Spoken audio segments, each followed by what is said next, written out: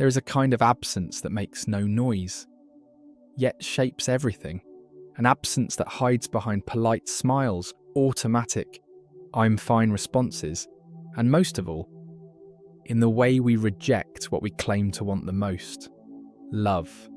Have you ever felt that no matter how much someone tries to get close, something inside you as walls, as if the simple act of receiving affection triggers a deep discomfort, almost invisible, but impossible to ignore?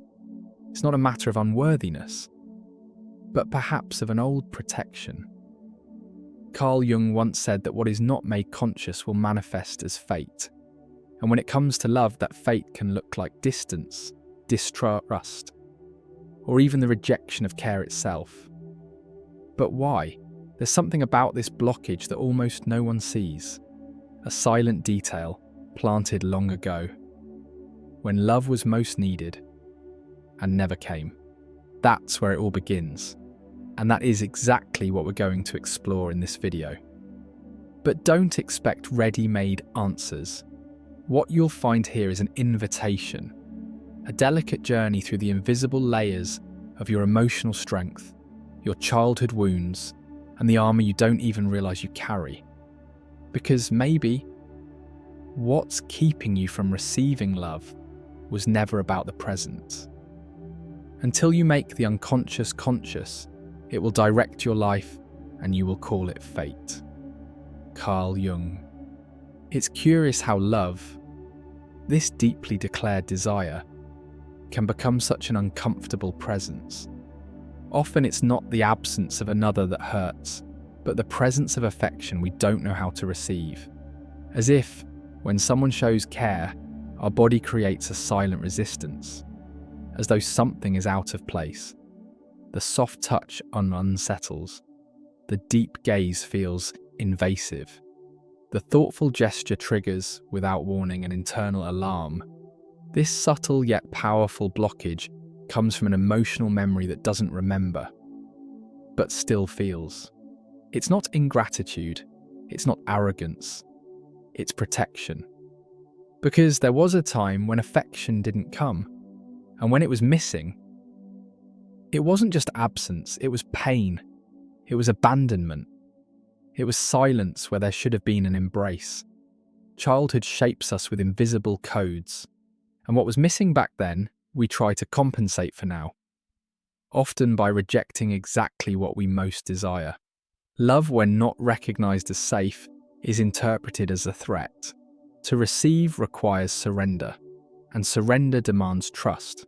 But how can one trust when, in the past, what seemed safe turned out to be dangerous? When the one who was supposed to protect hurt. When the one who should have soothed screamed. That's when affection becomes suspicious. And worthiness feels far away. What few understand is that this blockage isn't rational. It doesn't respond to logic. It's instinctive, visceral, almost primal. It's an emotional force shaped at a time when reason didn't yet exist. And when someone tries to get close, the inner child reacts. Not out of malice, but out of survival. And that survival often wears the name of independence. We become masters at taking care of everything, except ourselves, at giving everything, except space to receive. Because accepting affection requires letting our guard down. And for someone who grew up needing to stay protected, letting the guard down feels almost like dying. So tenderness becomes a burden. Care feels like control. Love turns into a cage. This leads us to something even deeper. The woman who does not become a mother to herself will remain an orphan forever. Carl Jung. It's easy to point fingers at those who don't know how to love. But very few ask, why is it so hard to receive love? And when we talk about women who can't let their guard down, we're not talking about coldness. We're talking about survival. About an inner war that began long before the first heartbreak. About an emotional minefield where vulnerability means weakness. And independence is the only safe shield. She learned early on that depending was dangerous, that the world wouldn't be kind, that promises break, that love hurts.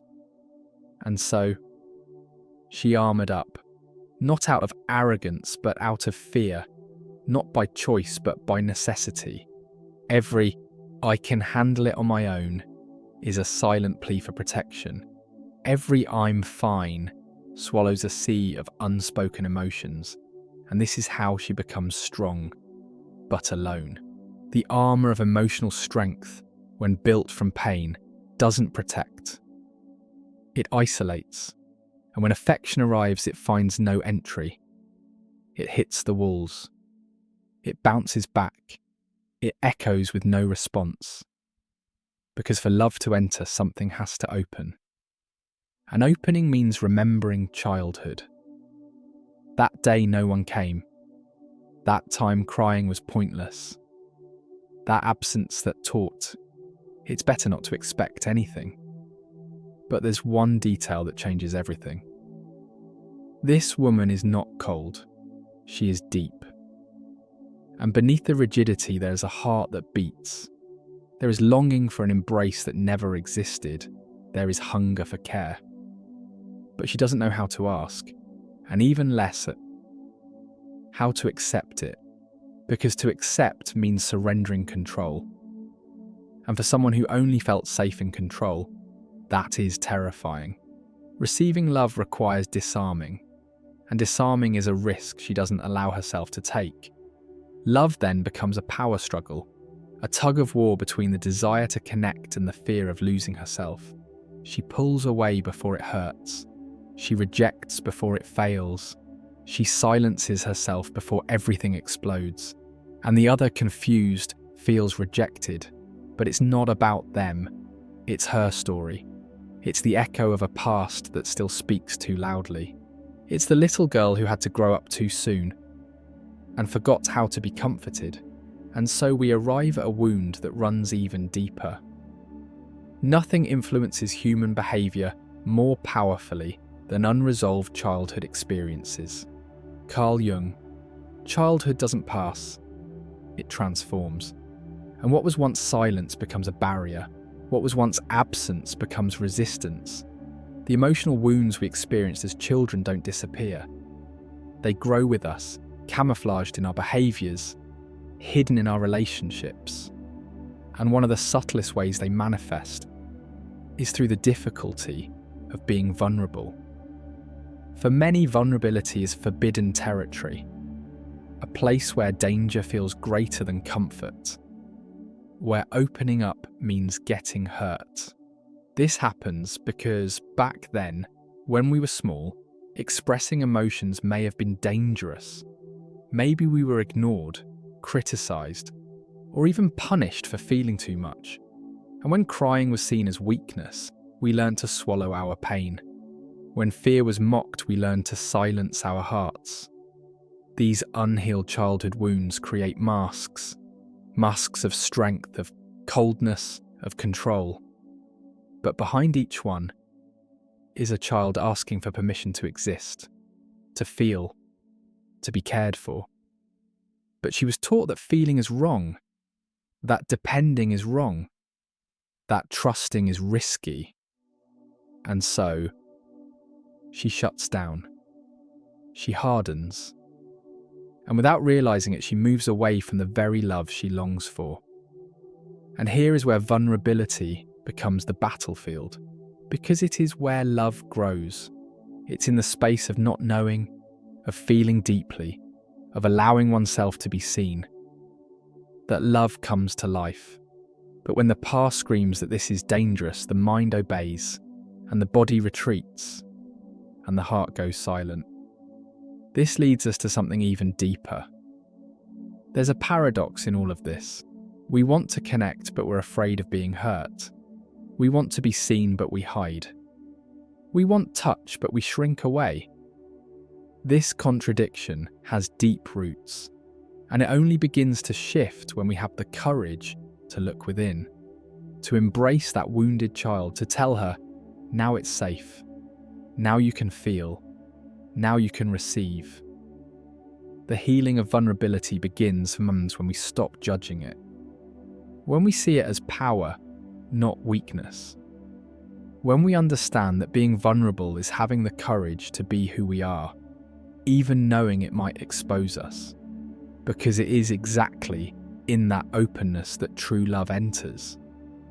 But how do we open that space when fear still lives inside us? The meeting with oneself is, above all, the meeting with one's own shadow.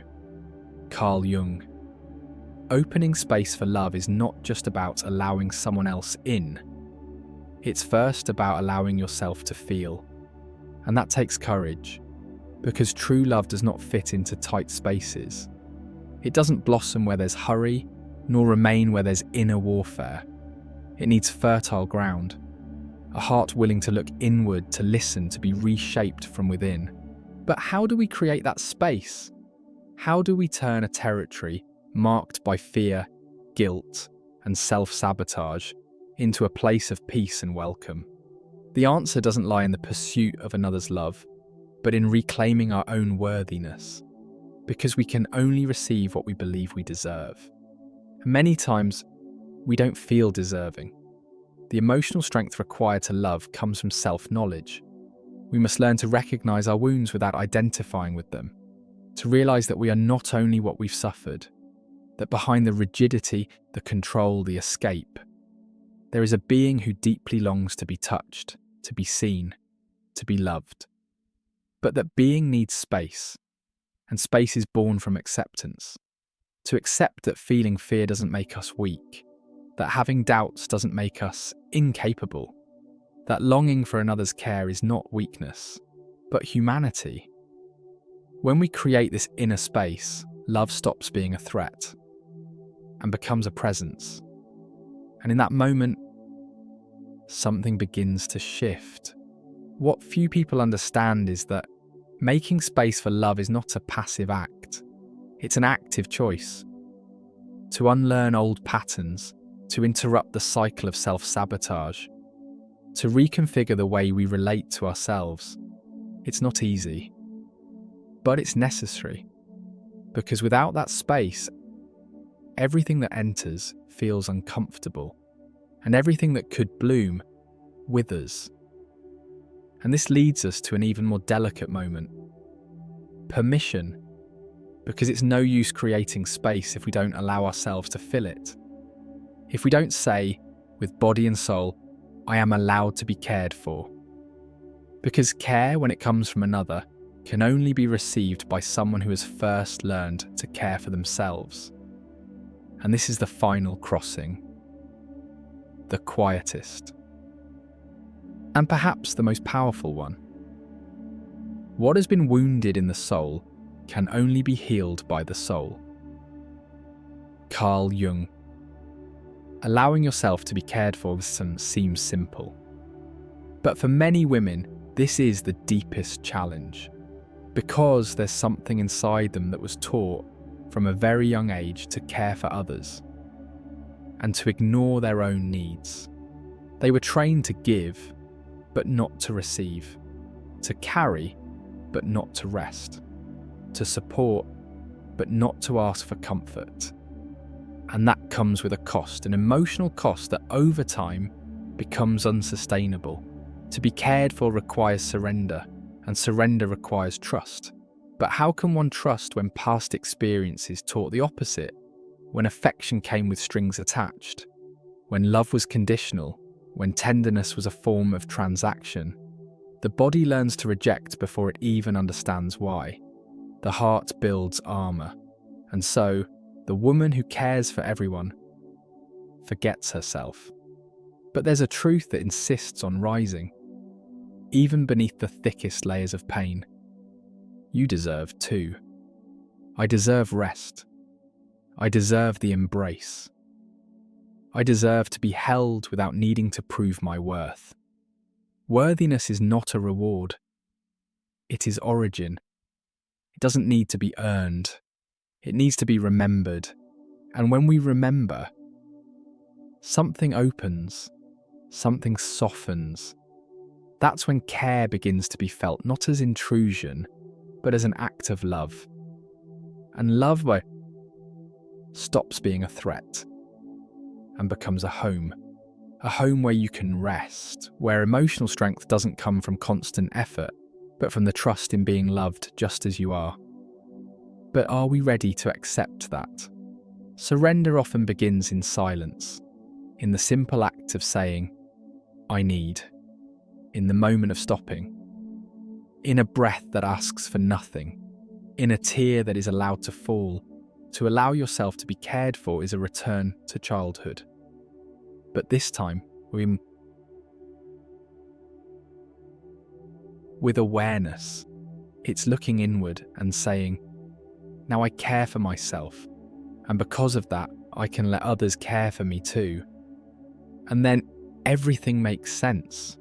Everything we've talked about may seem complex, but it all points to a single truth.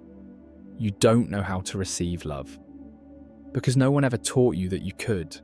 No one ever showed you it was safe. And more than that, no one ever made you feel that you deserved it. Love for many people wasn't learned as a natural language. It was confused with abandonment, with pain, with demand. We grew up believing that to love meant to give in, to stay silent, to serve, and that to be loved was a prize that only came after sacrifice. But that's not love. That's the reflection of an emotionally neglected childhood. It's the continuation of a story that can and must be rewritten. In the end, the answer was always there, in the eyes of that inner child who still lives inside you, the one who waited in the dark, the one who never understood the silence, the one who believed she had to be strong, so she would never have to need again. But now, she doesn't have to wait anymore. Because the love you seek outside begins the moment you allow yourself, when you embrace your wounds without letting them define you, when you are no longer ashamed of wanting to be cared for, when you understand that you don't have to do anything to deserve love, because true love is not given out of merit. It is given out of recognition. And then everything makes sense. You don't know how to receive love, because at the moment you needed it most, it didn't come. And that left marks, but marks are not life sentences, they are invitations. To revisit, to reframe, and finally to let go. Everything you've lived through up to now has taught you how to survive. But from this point forward, you can choose to learn how to receive. To learn that emotional strength doesn't mean carrying everything alone. It means understanding that being cared for is also a form of love. A love that begins within, and only then can truly be shared with another. Allowing yourself to receive love is an act of courage. And courage is not the absence of fear. It's choosing to move forward despite it. It's making space for a new story. One where your childhood doesn't define your destiny. Where worthiness doesn't need to be earned. Where being vulnerable is in fact your greatest strength. Now is the moment to take the first step. Start applying these ideas today. And then tell me in the comments what the experience was like for you. Tell me down below. Which part of this reflection touched you the most? What moment made you pause and breathe differently? Your story might resonate with someone else who's carrying the same silent pain. And if you want to keep going on this journey, there's another video right up here that will take you even deeper into this transformation. It might just be the next key to your awakening. I'll see you there.